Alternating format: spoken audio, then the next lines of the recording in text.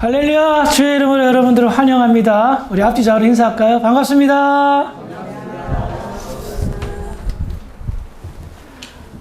오늘은 아하스 왕 이야기 세 번째 시간으로 역대하 28장 8절부터 15절의 말씀을 가지고 함께 은혜를 나누어 보도록 하겠습니다. 우리가 아하스 왕 이야기를 시작하면서 이 왕을 함께 나누게 된 이유는 반면 교사로 삼기 위함이었습니다. 아하스 왕이 어떤 왕이었습니까? 다윗의 직계 후손이었음에도 불구하고 그가 왕으로 등극하자마자 첫 번째로 한 일은 바알을 숭배하는 일이었습니다. 두 번째로 몰렉신을 섬기면서 인신제사, 즉 자기의 아들들을 제물로 바치는 말도 안 되는 엄청난 나쁜 악한 일을 행하였죠. 더 나아가 산당들과 작은 산 위에 푸른 나무 아래에 온갖 신들을 섬길 수 있도록, 가나안의 잡신을 섬길 수 있도록 권장하고 온 나라를 우상의 나라로 만들었습니다. 하나님이 제일 싫어하는 일을 종합적으로 한 일을 하게 되었죠. 그러니 어떻게 될까요? 하나님이 진노하셨습니다. 그래서 그 죄에 대한 대가로 아람과 북이스라엘 연합국이 이 막강했던 나라 남유다를 침략하게 되죠. 북이스라엘 왕 베가는 남유다를 침략해서 무려 12만 명이나 되는 용사들을 죽였습니다. 하루 만에 말이에요. 놀라지도 않죠? 엄청난 살육이 일어나게 되었습니다. 또한 아람은요, 많은 포로민들을 끌고 그의 수도 다메섹으로 끌고 가버렸습니다. 그러니 이 남유다가 어떻게 되었을까요? 한마디로 말해서 촉토화가 된 겁니다. 남유다 역사상 최악의 전쟁을 치루었고 최악의 패배를 이루었습니다. 그 이유가 이 아하스 왕이 온갖 잡신들을 다 데리고 섬겼기 때문입니다. 성경은 수없이 반복하여 경고합니다. 우상을 섬기지 말라고. 하나님의 나라에서는 우상이 발도 못 들어온다. 그래서 가나안 정복할 때 하나님께서 명령한 게 뭐예요? 가나안 민족을 다 죽이라는 거였어요. 멸절시키라는 거였어요. 왜? 혹이나 살려두면 걔네들의 악한 영향력으로 바알을 섬기고 우상을 섬길까 봐 애초에 미연에 방지하기 위해서 다 죽이려고 했는데 다 안 죽였죠. 그들을 그냥 이 정도는 남겨두고 우리 종으로 삼읍시다 하고 자기 생각에 사로잡혀서 문제의 발단을 만들어 놓았던 겁니다. 아무튼 이와 같은 큰 전쟁에서 아하스 왕과 남유다는 엄청난 시련을 겪고 큰 패배를 맛봅니다. 한편 북이스라엘은 말도 안 되는 승리를 거두었습니다. 하루 만에 용사, 최정예 군대를 12만 명이나 죽이고 무려 20만 명이나 되는 포로민들을 끌고 승승장구하며 개선장군처럼 그들의 수도인 사마리로 전진하고 나아갔습니다. 그들은 이렇게 생각했을 겁니다. 야, 이거 너무 전쟁이 쉬운데? 어떻게 남유다가 이렇게 쉽게 무너지지? 야, 어쨌든 너무 기분 좋다. 이렇게 큰 승리를 거두고 수많은 포로민들 20만 명이나 되는 사람들을 포로로 끌고 갔으니 얼마나 기분이 좋았겠습니까? 꽹가리를 치고 북을 치면서 전승가를 부르면서 앞으로 나아갔을 것입니다. 그와 같은 때에 사마리아로 갈 그런 그 상황 속에서 북이스라엘의 선지자 오뎃을 만나게 됩니다. 우리 성경을 볼까요? 역대하 28장 9절부터 11절인데요. 우리 한 절씩 교독해 보도록 하겠습니다. 그곳에 여호와의 선지자가 있는데 이름은 오뎃이라. 그가 사마리아로 돌아가는 군대를 영접하고 그들에게 이르되 너희 조상의 하나님 여호와께서 유다에게 진노하셨으므로 너희 손에 넘기셨거늘 너희의 노기가 충천하여 살육하고 이제 너희가 또 유다와 예루살렘 백성들을 압제하여 노예로 삼고자 생각하는 거다. 그러나 너희는 너희의 하나님 여호와께 범죄함이 없느냐. 함께 있습니다. 그런즉 너희는 내 말을 듣고 너희의 형제들 중에서 사로잡아온 포로를 놓아 돌아가게 하라. 여호와의 진노가 너희에게 임박하였느니라 한지라. 오뎃 선지자는 남과 북이 전쟁을 치른 이유에 관해서 잘 알고 있었습니다. 그 이유는 하나님께서 북이스라엘을 징계와 심판의 몽둥이로 사용하여 이 남유다를 정신 차리게 한 것이었습니다. 군사력으로 보나 당시 어떤 경제력으로 보나 남유다는 북이스라엘보다 월등히 강하였습니다. 그래서 북이스라엘은 아람과 손잡아서 연합국을 형성해서 전쟁을 치른 것 아니겠습니까? 그런데 하루아침에 이렇게 큰 승리를 했단 말입니다. 하나님께서 정말 남유다에 향하여, 그 아하스 왕을 향하여 크게 진노하셨구나 라는 것을 오대 선지자는 느낄 수가 있었습니다. 그런데 합불사 북이스라엘 백성들이 잘못된 생각을 한 겁니다. 전쟁의 도구로 사용된 것이 그들이 잘나서, 그들이 이뻐서 그렇게 크게 성공을 시켜준 것이 아니었단 말입니다. 그런데 이들은 오히려 한술 더 떠서 형제의 나라인 남유다 백성들을 살육하고 그들의 재산을 노략하고 심지어 노예 삼으려고 자기의 형제를, 자기의 가족을 노예 삼으려고 무려 20만 명이나 끌고 가던 상황이었던 겁니다. 오대 선지자는 소름이 끼쳤을 것입니다. 이거 큰일 났다. 우리가 지금 잘나서 하나님 우리를 축복한 게 아닌데 그저 심판의 도구로 사용한 것인데 어떻게 이렇게 큰 잘못을 저지르느냐. 그래서 그들을 막아섰던 겁니다. 북이스라엘에 선지자가 있다는 것도 참 놀라운 일입니다. 왜냐하면 북이스라엘이 망하기 10년 전의 일이거든요. 그때 북이스라엘은 썩을 대로 썩은 상태였습니다. 하나님의 진노가 하늘 끝까지 올라간 상황이었습니다. 그런데 성공한 거예요. 승리한 거예요. 부자가 된 거예요. 전쟁에서 승리해서 그 많은 전리품을 끌고 가고 적대국이라고 생각했던 남유다를 박살을 내버렸으니 얼마나 이 북이스라엘 사람들이 기고만장했겠습니까? 교만이 하늘을 찔렀겠습니까? 그래서 오대 선지자는 나가선 겁니다. 안 된다. 그 사람들 돌려보내야 된다. 이거는 우리가 앞으로 더 큰 시련과 하나님의 심판을 당할 어떤 계기를 마련하는 것이다. 절대로 안 됩니다. 그 말을 들은 북이스라엘 군대들, 아마 장군들이겠죠. 어쩐지 우리가 이렇게 크게 승리하는가 싶었다. 아마 이런 일이 있어서 그런갑다. 하지만 그들의 마음을 쉽게 돌리기는 어려웠습니다. 왜냐하면 20만 명이라는 노예들, 수많은 전리품, 노력해온 전리품들 뭡니까? 자기 재산이에요. 내 거가 됐어요. 여러분 생각해 봅시다. 내가 노력해가지고 엄청난 100만 불을 벌었어. 그런데 그거 하나님께서 너 이거 잘못된 거야. 그거 다시 돌려줘 하면 돌려주고 싶겠어요? 그러니 선지자의 만류를 좀 생각해볼게 하고 다시 사마리아로 나갔던 거예요. 그때에 또 이런 일이 벌어집니다. 역대하 28장 12절 13절입니다. 한 절씩 교독해 보겠습니다. 에브라임의 자손의 우두머리 몇 사람 곧 요하난의 아들 아사랴와 무실레못의 아들 베레가와 살룸의 아들 여히스게스와 하들레의 아들 아마사가 일어나서 전장에서 돌아오는 자들을 막으며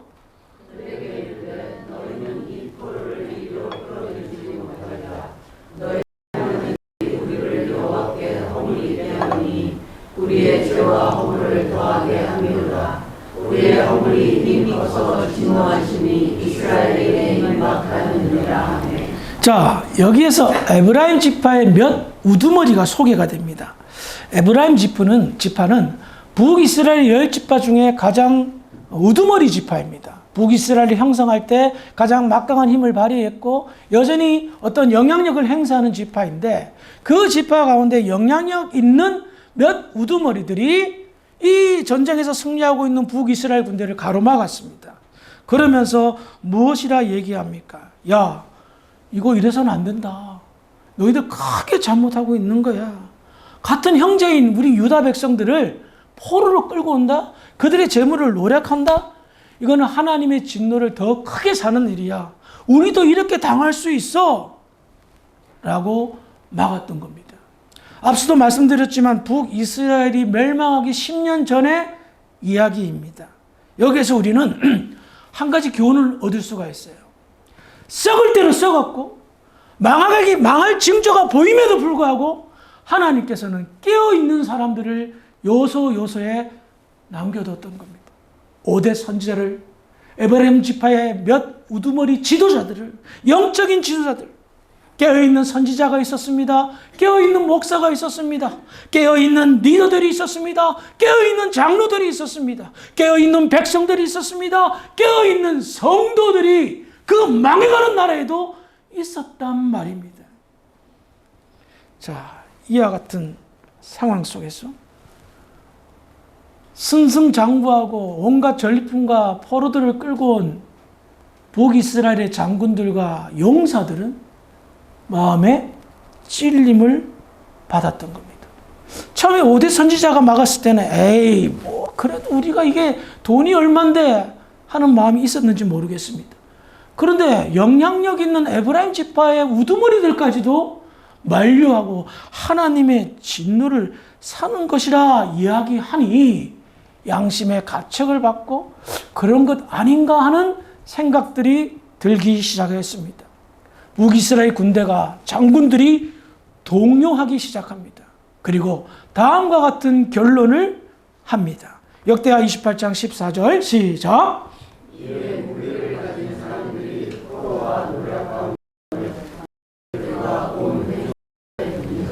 아멘. 참 정말 놀라운 일이 생겼습니다. 전쟁에서 승리한 전리품과 포로들을 다 포기하고 내려놓았습니다. 저는 이 말씀을 보면서 북이스라엘이 건국하고 패망하는 과정 속에서 가장 멋진 일, 가장 잘한 일 가운데 한 일이 바로 이 사건이 아닌가 하는 생각을 가져봅니다. 선지자가 그동안 이 북이스라엘에 얼마나 많은 선지자가 활동했습니까? 엘리야 선지자, 엘리사 선지자, 그 외에 기라성 같은 선지자들이 얼마나 회개하라고 외쳤습니까? 귀뚱으로도 듣지 않았어요. 그런데 이 마지막 10년 남겨놓고 어떻게 선지자와 영적인 지도자들의 이야기를 들을 수가 있었을까? 기가 막힌 순종의 역사가 나타났던 겁니다. 자, 그러면 여러분 보십시다. 사실은 북이스라엘 입장에서는 손해보는 것 아니에요? 그 전쟁에서 전리품 가져오고 포로들 데리고 오면 자기 재산 늘어나는 거 아닙니까? 전쟁을 왜 하는데요? 그것 때문에 하는 거지. 근데 그거 다 포기하고 내려놓으라는데 선지자와 우두머리의 이야기를 듣고 순종했단 말입니다. 그러면 하나님이라면 하나님의 뜻을 전달받고 그대로 순종한, 자기 손해보고 순종했어요. 그러면 어떤 일이 벌어져야 돼요? 당연히 하나님은 그 순종에 대한 책임을 지신다는 겁니다.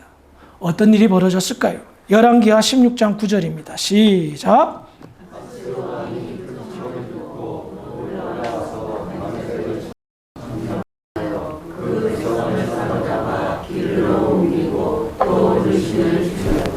자, 이야기가 좀 이렇게 갑자기 툭 튀어나왔는데 이 이야기는 무엇인가 하면 BC 732년, 즉 북이스라엘은 722년에 멸망을 당합니다.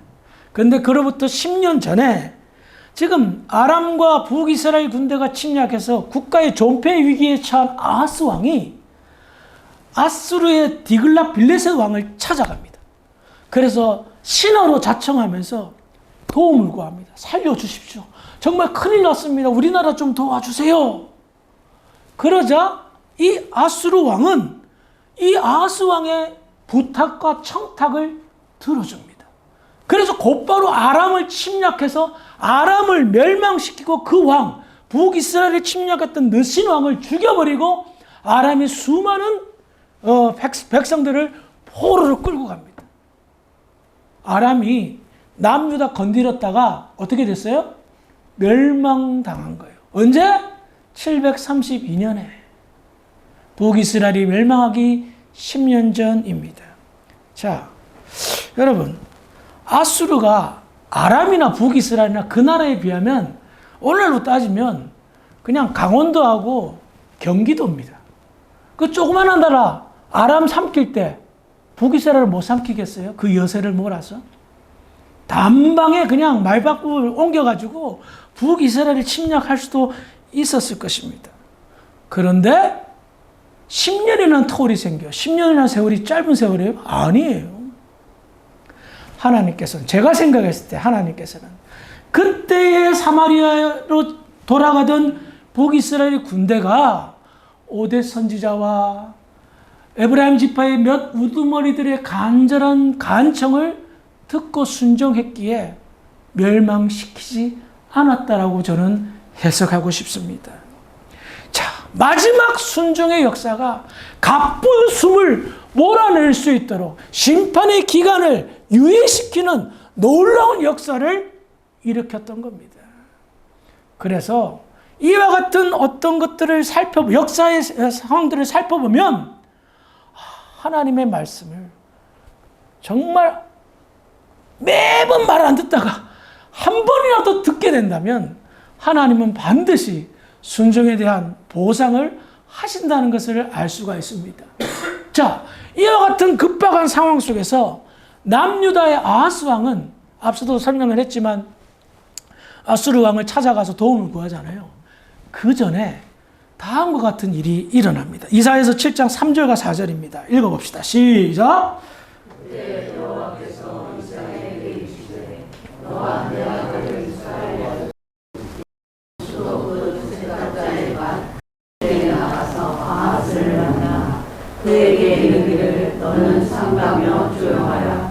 요신과 아람과 루말리아의 아들이 심히 노할지라도 이들은 영리하는 부지깽이 그러기에 불과하니 두려워하지 말며 낙심하지 말라. 아멘. 이 말씀은 아하스 왕이 국가적 위기 앞에 큰 번뇌와 고심을 하고 있을 그때에, 즉 디글랏 빌레셋 아수르 왕을 찾아가기 전에 이사야 선지자와 그의 아들 스알랴숲과 함께 만난 이야기를 하고 있습니다.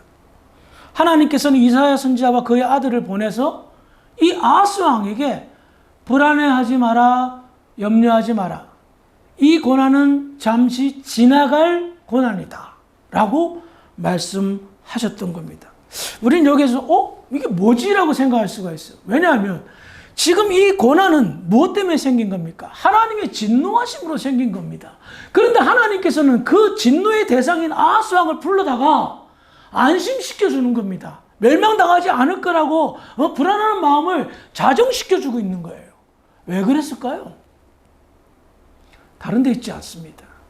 너 지금이라도 회개하라는 거예요. 이 일이 일어난 이유는 뭐다? 너의 범죄함 때문이라는 겁니다. 너 회개하라. 아직까지는 기회가 있다. 너 지금 안 망해. 지난 시간에도 말씀드렸지만 아하스 왕은 하나님을 버렸다라고 성경은 표현하는데 성경은 하나님을 그의 하나님이라 표현하고 있습니다. 하나님은 그를 끝까지 붙들어 주셨습니다.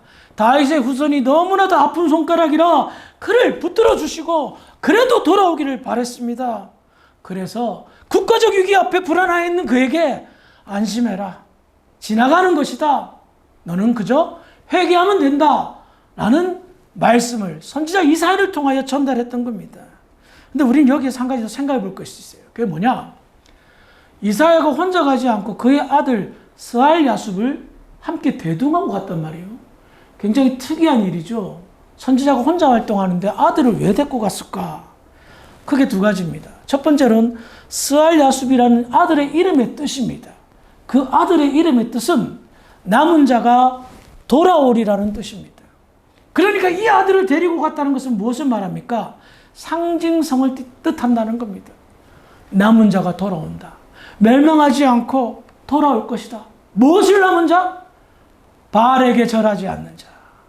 바알에게 잠시 갔다가 돌아온 남은 사람들, 회개한 사람들, 그 사람들은 하나님이 보호하고 책임질 것이다 라는 상징성을 띠고 있습니다. 두 번째로 아들을 데리고 갔다는 것은 무엇을 말합니까? 선지자가 지금 전하는 이 이야기는 내 아들을 걸고 한다는 이야기입니다. 아시겠어요? 내가 빈말을 하는 것이 아니다. 참말을 하는 것이다. 내 아들과 함께 내 아들을 걸고 내가 너에게 진실을 얘기하는 것이다. 돌아와라. 문제 생기지 않을 것이다. 염려하지 마라. 이 선지자의 하나님의 그 간절한 마음이 이 아하스 왕을 대하는 그 진실한 마음을 느낄 수가 있었습니다. 그런데 이 아하스 왕은 선지자 이사야의 말에 다음과 같은 반응을 합니다. 이사야 7장 12절 시작. 나는 구하지 아니하겠나이다. 나는 여호와하지 아니하겠나이다. 저는 이 말씀을 묵상하면서 와, 정말 어이가 없네라는 생각을 가졌습니다. 이렇게까지 마음이 강팍한가? 저 정도 되면 웬만하면 돌아오고 위기가 닥쳤으니까 아이고 썩은 지푸라기라도 붙잡은 심정으로 하나님 하고 그러지 않을까요? 근데 담대하게 나는 하나님을 시험하지 않겠어. 난 하나님께 구하지 않겠어. 라고 이야기하는 겁니다. 여기에서 한 가지 알 수 있는 게 뭐냐면 사람이 그 마음이 강팍한 강도가 그 끝을 모른다는 겁니다. 애굽의 바로 왕이 10가지 재앙을 당하고 자기 아들까지 죽임을 당하고 애굽의 전체가 곡소리 나는 그런 기가 막힌 일을 당해도 결국 홍해까지 가서 애굽의 최정예 군대가 물에 다 빠져 죽을 때야 그래서 비로소 쫓아가지 않지 않습니까?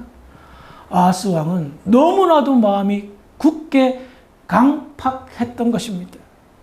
이 왕의 마음을 이렇게 제가 좀 느끼면서 묵상하면서 갑자기 이런 생각이 들었습니다. 제가 한 20여 년 전에 한국에서 고구마 전도왕 김기동 목사님 세미나에 참석한 적이 있었습니다. 고구마 전도왕 김기동 목사 이야기 아시죠? 전도하는 방법인데 젓가락으로 고구마를 익을 때까지 찌르는 전도 방법입니다. 예수 믿으세요? 못 믿겠다. 그래도 믿으셔야 됩니다. 끊임없이 예수 믿으세요를 반복하다 보면 그 강팍한 마음이 언젠가 돌아온다는 일종의 끈기 있는 전도 방법입니다. 재밌더라고요. 그 전도 방법을 해보니까. 그런데 그 세미나에서 김기동 목사님이 그런 이야기를 하셨습니다. 그런데요, 절대로 찔러도 안 들어가는 고구마가 있습니다. 그 고구마가 어떤 고구마인지 아세요? 들으신 분들은 아실 텐데. 썩은 고구마. 그분도 두 손 두 발 다 든 고구마가 있다는 거예요. 썩은 고구마는 아무리 찔러도 소용이 없다. 우리 주변에도 썩은 고구마가 있는 것 같아요. 그리고 마음이 강팍할 대로 강팍해서 씨알도 안 맺히는 사람들이 있는 것 같아요. 아하스 왕, 하나님 모르셨을까요? 정말 썩을 대로 썩은 구제불능임에도 불구하고 하나님은 하나님의 책임을 다하신 거예요. 어떤 책임?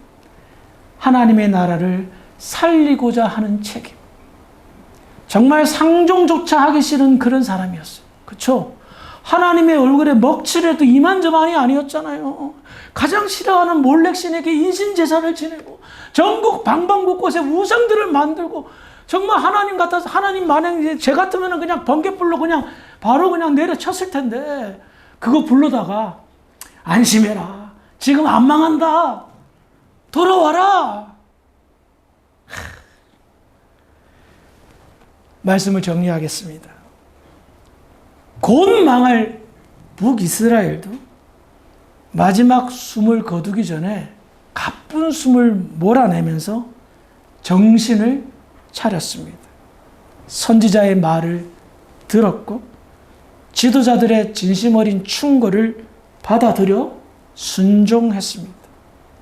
이에 반해 썩을 대로 썩은 아하스 왕이지만 하나님께서는 최선을 다하여 그가 돌아오기를 배려하셨습니다.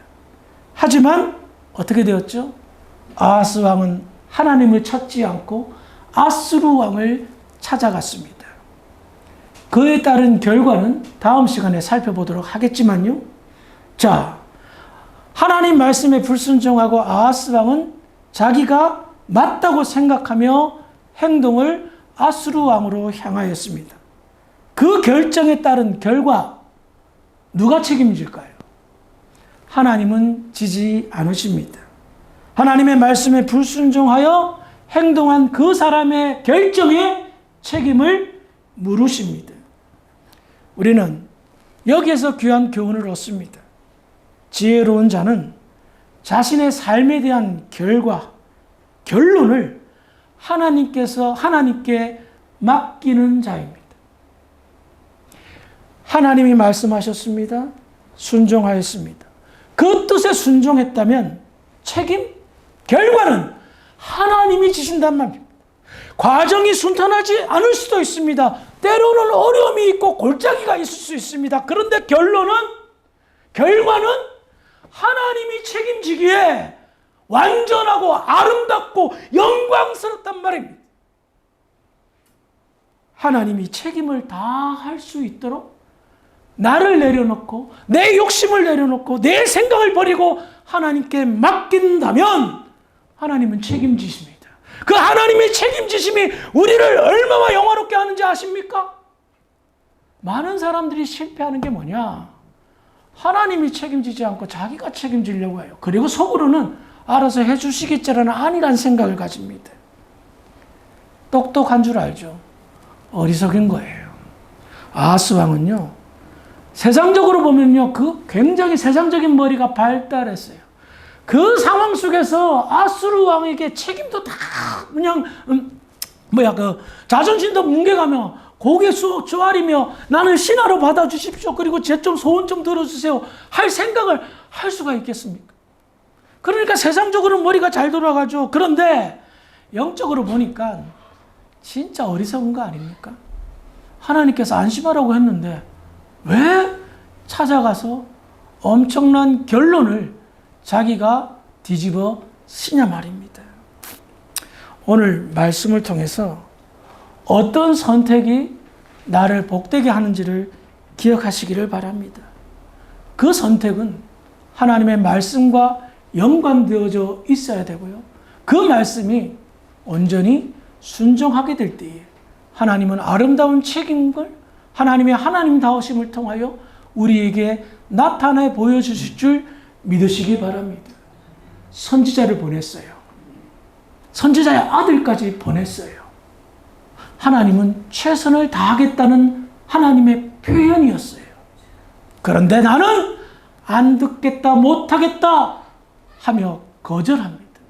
그러니 그 책임을, 그 결과를 자기가 송두리째 당할 수밖에 없다란 겁니다. 그 당함을 다음 주에 함께 살펴보고요. 진정으로 어떤 것이 지혜로운 삶인지 예수 믿는다면 예수 믿음의 지혜로움이 저와 여러분들의 삶 속에 나타나 지혜롭게 영화로운 삶을 누리기에 부족함이 없는 복된 저와 여러분들이 되기를 주의 이름으로 축원합니다. 기도하시겠습니다. 하나님 은혜를 감사합니다. 오늘 아하스 왕의 어리석음을 함께 나누었습니다. 그 어리석음을 반면교사로 삼아 하나님의 말씀에 귀 기울이고 그 말씀을 듣고 아름다운 순종을 함으로 말미암아 하나님의 책임지심의 축복을 만끽할 수 있는 지혜로운 성도들이 될 수 있도록 은혜 더하여 주시옵소서. 감사하며 예수님의 이름으로 기도합니다. 아멘.